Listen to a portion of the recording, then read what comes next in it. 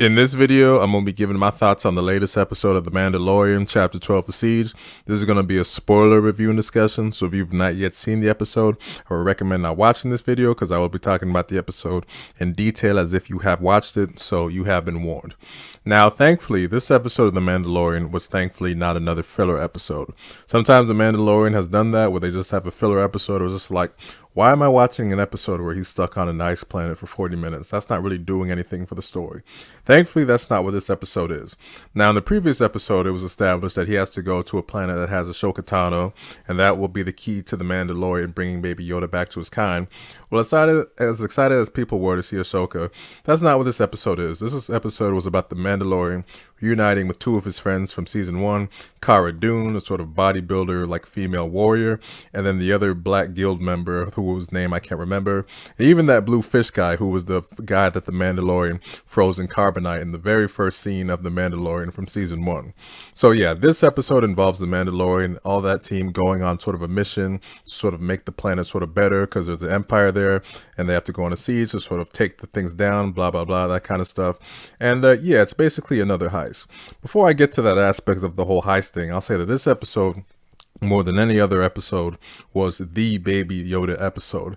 I say that because this is the episode where Baby Yoda, or the child, just had probably his most like noteworthy moments where they really tried to put him in the spotlight.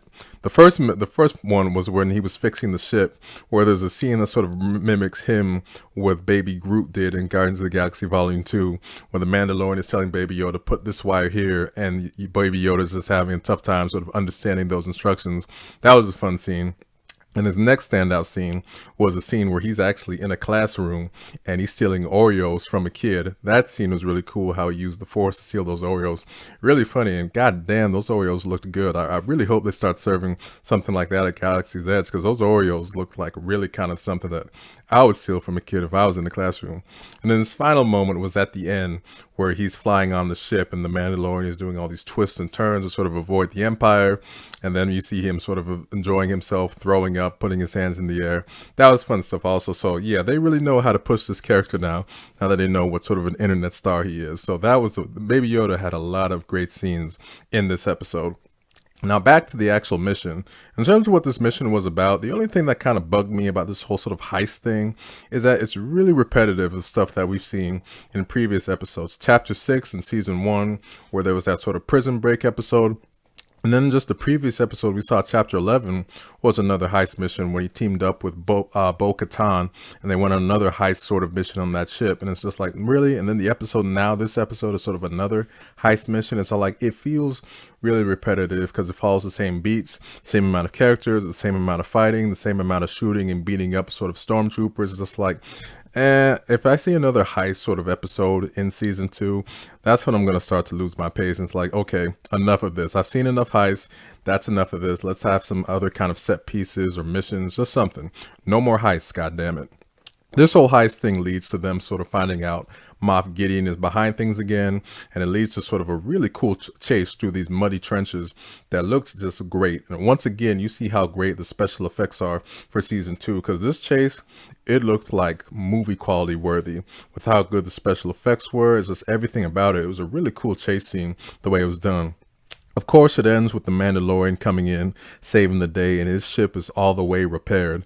I mean, it looked tore up with the way it was in the previous episode, but now it's almost completely back to the way it was. So yeah, after that, the Mandalorian, he gets the information he needs, and then he's off to another planet to do sort of another mission or whatever he's got to do to bring Baby Yoda back to his kind. Now, this episode, more than any other episode though, ended with sort of the biggest holy shit moment, to where one of Moff Gideon's goons actually puts a tracer on the Mandalorian ship. And then you see that goon sort of report to Moff Gideon saying, yo man, we got the tracker on the ship, so you can get him whenever time you want to. And it's all like, oh man, that's sort of the biggest sort of like cliffhanger moment out of any other episode, or maybe just sort of the biggest oh shit moment, because you see that, oh man, the Mandalorian, Moff Gideon's gonna be after him. And they've set up Moff Gideon to actually be a pretty cool villain, even though he really hasn't had that many episodes where he's actually appeared. He has a really cool presence. He's portrayed really well by the actor that does him, and it sets him up to be sort of like this relentless villain that's just going to be after the Mandalorian. Now, unfortunately, even with sort of this cool setup with how they did things, we know this series has unfortunately set a precedent to where they set up something cool and it is almost never followed up in the episodes to come right after.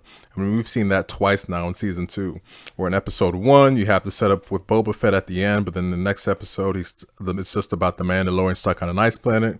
And then the previous episode, they set up Ahsoka Tano, you got to go see her, and you think like, oh man, is that going to be in this next episode?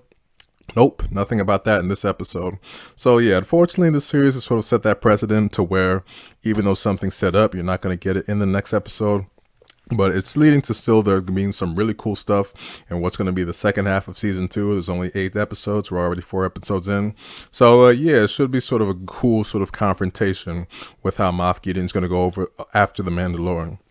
Overall, even though I'm a little bit annoyed by this being another heist episode, this was a great episode. You know, it was really cool seeing him teaming up with Cara Dune and that other guild member whose name I just cannot remember. I don't know, just, you know who he is, the black guy. And even that fish dude, it was fun, that blue fish dude, it was fun to see him just because he's a guy that just doesn't want to be involved in all this stuff. And he seems like a cool guy who was just caught up in sort of a bad situation with the other guys, the Mandalorian, Cara Dune, the guild member, really just kind of bullying him. But it was fun to see him back. But yeah, overall, between that action, that chase scene at the end, and the humor with Baby Yoda, this was a great episode that I would give 9 out of 10. This episode was a whole lot of fun and one of the better episodes that we've seen so far in this Mandalorian series. So that'll do it for this video. I hope you guys enjoyed, and thank you for watching.